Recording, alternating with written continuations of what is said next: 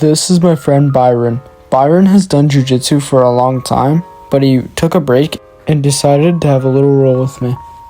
Despite him wearing a yellow belt, Byron's actually an adult now.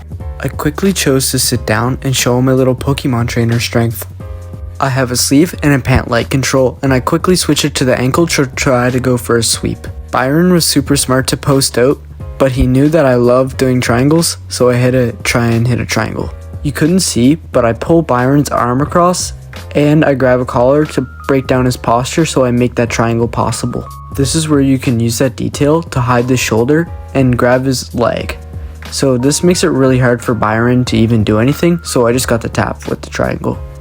First thing I knew, when Byron's back was bent over, I knew it would be easy to try to go for a guard pull of some sort or maybe a sweep. As I sensed there was a sweep there, Byron was smart and he posted out. But now I hit my trap and I go for my armbar. As I hit my armbar, I go belly down, and then Byron's smart and defends the armbar very well. Byron manages to protect his arm, so I'm forced to drop the submission. But I look for a sweep again. Byron is smart and he tries to fake a heel hook, but quickly goes up for the pass. But as Byron comes up to me, I place my knee shield in, so then he can't really pass. I should have tried to fully commit to that sweep, but he was really smart and posted out again. I have my foot on his knee and I'm controlling a sleeve and a lapel.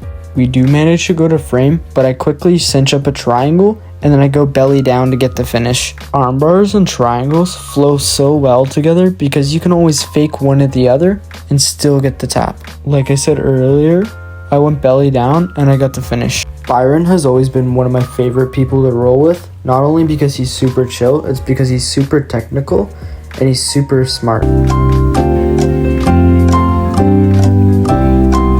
After that of me probably just yapping to him, we finally start the round and Byron decides to sit down. So I decided to take a little trip with Byron Airlines and I land on my knees. Right now I'm trying to get Byron to do a half guard so then I can try and do a trick. But Byron pulls me into his guard and I'm trying to slice over, and as I slice over I switch my knees to staple. I was stapling his knee, and as I was doing that he had my collar, so it was making it a little bit hard to pass, but keeping that pressure down I managed to kind of get him to sit up and I start working my pass. Back to square one, I guess. We did manage to go to frame for like most of this part, but short story, Byron gets my back. He doesn't get a tap, but instead I gave him mount, which I'll show you guys the clips of that because we went out of frame the whole time. Me and Byron tried to do a jump scare here, and we came in like Miley Cyrus, like a wrecking ball. Anyways, I give Byron my back, and then I switch him up, and I give him mount instead. I would much rather give someone my mount rather than back, because I find back is a lot harder to escape than mount. As you can see here, I try to work an escape, but Byron is just all over and keeping control and keeping his weight down. That's what's going to make his mount so much better and harder to escape. But Byron here doesn't grapevine, so I try to oompa, thinking that would do anything, but it really doesn't. As I oompa'd, I managed to trap one of his legs to get my half guard.